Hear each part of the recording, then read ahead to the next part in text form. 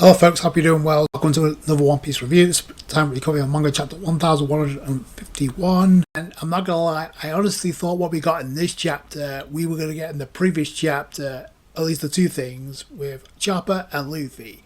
We got that in this chapter.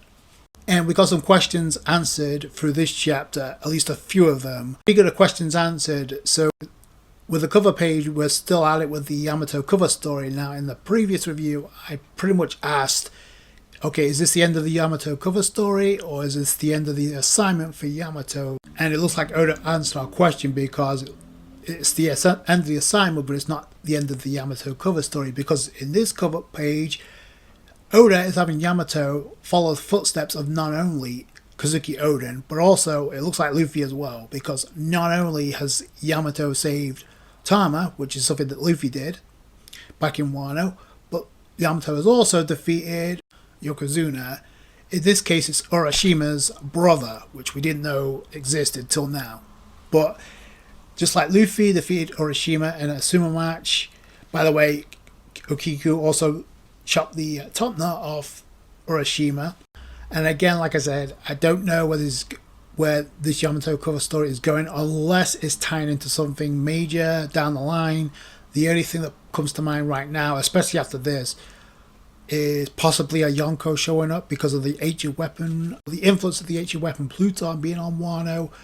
Also, in the background, you have Komatsu there, so that's pretty cool. So we start off with the chapter, and obviously it's members of Elbaf versus members of Elbaf because of Gunko and transforming Dudley and Bragi and 4 other giants into demons now. So with the contract, and like I was pointing out, and like I asked in the previous review, it looks like those who get attacked also get affected, because you've got some giants trying to restrain them, because remember the target is Jarl, who, by the way, we did not see in this chapter, which I find interesting. But you see one of the giants get attacked, and immediately the magic circle that we saw in the previous chapter does it affect other people as well, not just giants, because if that's the case, that could be a problem. Not only do you have more giants switching sides because of the influence of Emu/Gunko's abilities, you also have more nightmare creatures, because not only are the kids sleepwalking again, but also more nightmare fishes are appearing, so that means more nightmare creatures are going to come to life. Now, this is one of the surprising things about this chapter, because out of left field, you see a panel from with a long distance shot of St. Gillingham, and then you see a close-up. And you see a close-up of him without the mask anymore. And he's also in his hybrid form. So that was kind of surprising. And not only his appearance, as St. Gillingham's appearance changed, but also behavior has changed as well. Becomes a lot more maniacal, especially with how he's like talking now. When you see the difference when he was in his previous form, his base form, I guess, he was more subdued, more calm. Here is like he's all guns blazing. So I wouldn't. And it obviously is looking like we're going to get the Monster Trio versus the 3 Holy Knights. My question is, who's going to go up against who? Obviously, Luffy's going to face Gunko/Emu. And speaking of the Straw Hats, and I have to appreciate Oda for this, because he could have just left this out. But just like he did with Robin in the previous chapter, trying to do something, we got like the nightmare creatures walking past the Straw Hats that are captured right now. Usopp spots Dory and Brogy. However, obviously, because he's obviously got a connection, he's like trying to talk him out. He's trying to snap him out of it by yelling. He's like, "Hey, what are you doing here?" Like, you turn into something with no pride at all. So I like that Oda had Usopp say this, even though it didn't really. It looks like it doesn't have any effect. Also, Usopp's tearing up, so I like that added detail here. So I still have hope that Oda has something in plan. He has a plan with Usopp in mind, and he kind of has to. It's like now or never, especially being on Elbaf. So, and like I said, it's pretty much giants versus giants at this point, unless somebody could reverse the situation and snap them out of it. Unfortunately, it looks like Usopp's plead is not going to cut it. Gunko/Emu says something pretty interesting here when it comes to like King Harold here. So, according to Gunko and /Emu, what's said here, Harold, had he not screwed up in that critical hour, this nation would have been beneath my rightful domain. So it would have been under Emu's jurisdiction but all signs point to King Harold being manipulated by Emu's abilities. We cut to the realm of the dead now. It's important to know Oda made it abundantly clear, if you see the caption, this took place a few minutes earlier. I have a question about that considering the end of this chapter, but we see Chopper, he jumped literally to like try and save Scarpa. Scarpa, who's fallen by the way, with the arrows he was pierced by Gunko with, and that was before Gunko transformed, by the way. So even if Scarpa recovered, I don't know what you could do. He was already worried about not being fast enough, so you can already imagine how fast Gunko would be now. But shout out to Chopper because it looks like he used guard point to like cushion the fall. Either way, looks like Loki and Luffy are still not done much in devouring meat because they're still eating away. End up trying to find Chopper to find out what the hell's going on here. Meanwhile, you have Loki, who's about to get a call over the Dendamushi. However, I find it very interesting. Now, Goldberg's in this scene as well, but he's cooking. But front and center is Gerd or Jerd, however you want to go about the name. And I don't think that's not a coincidence. So there's another Dendamushi call, and I believe he's had a conversation with his character before, but we haven't seen him up until this point. We've only heard about him. So Mosa contacts Loki, and apparently it kind of seems like a farewell because he's like, our conversations were calming and I won't trade them for anything. That's why I want to thank you. And in the background, like I said, you have Gerd and Goldberg listening in. And it's funny because following this, immediately Gerd is the one, is pretty much, it's good to know you actually found a friend down here. And you got Loki saying, don't tell it, don't keep your mouth shut, don't tell anybody.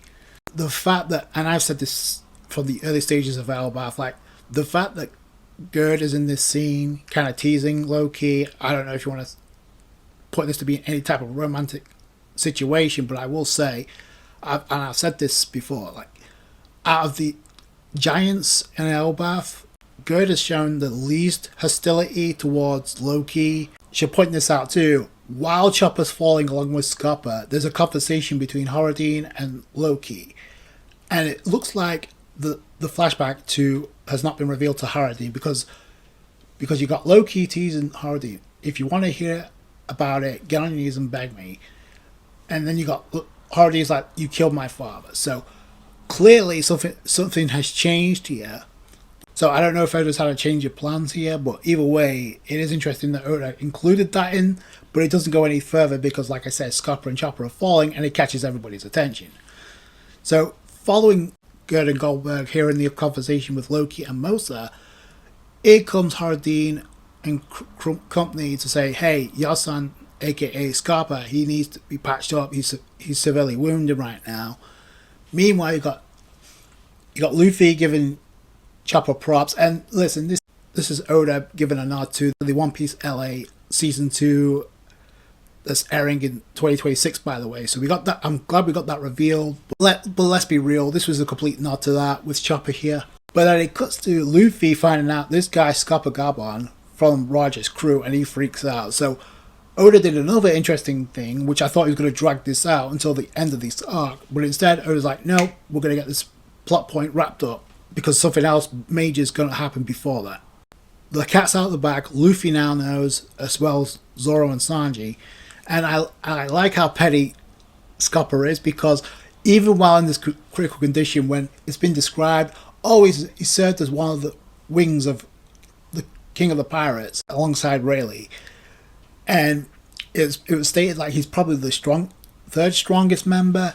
And then you got Scarpa being completely petty. It's like, oh, I was the second, even though he was in critical condition. Anyway, Chop's pretty much asked, like, what could have put him in this condition, given the fact he's a key crew member of the King of the Pirates crew? Well, you're about to find out. So, and that's where Chopper kind of cuts in. It's like, hey, we got major problems up on the surface right now. And he's like, on top of all that, but before he can go any further, here comes a wave of haki coming from Emu/Gunko, and it catches everybody's attention, including Scarpa Gabon. It's like, oh, hey, this haki. So even he's paying attention to this, because this is no joke. So, and it catches the attention of Hardy, Luffy, and Loki. So what went as a bickering back and forth between Hardy and Loki, they're going to have to get their shit together real quick, because what's going on right now is far more important and far more lethal. Because Hardy's like, oh, we need to get to the Sun Realm right now and take care of this. Luffy's like, Chopper, that's enough. I got this. And you got Loki laughing it up, because he's like, oh, what? You guys really will need my power now. So that's not a throwaway comment there. I think that's legit. All signs seem to be pointing towards Luffy versus Gunko 1v1, considering there's only 3 Holy Knights. Then again, this could be why Oda had Giant switch sides, because it gives some of the other Giants something to do, especially Loki, Zoro, and Sanji. Sanji and Zoro could face either Saint Killingham or Saint Summers. That's not a problem. If he goes into Gear 5th, then that may be a game changer, but hell is about to be unleashed on Elbaf for sure. But that's how Oda decides to end the chapter, and it looks like the team up is pretty much set in stone. So what I was talking about earlier, when it comes to like Oda possibly revealing the flashback already off screen, obviously that's not the case given what we see on this chapter.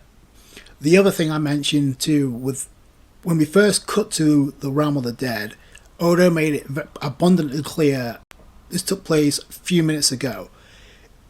Are Luffy, Hardy, and Loki and company already on their way up, and we're going to see them in the next chapter pretty much get in the way of Gunko?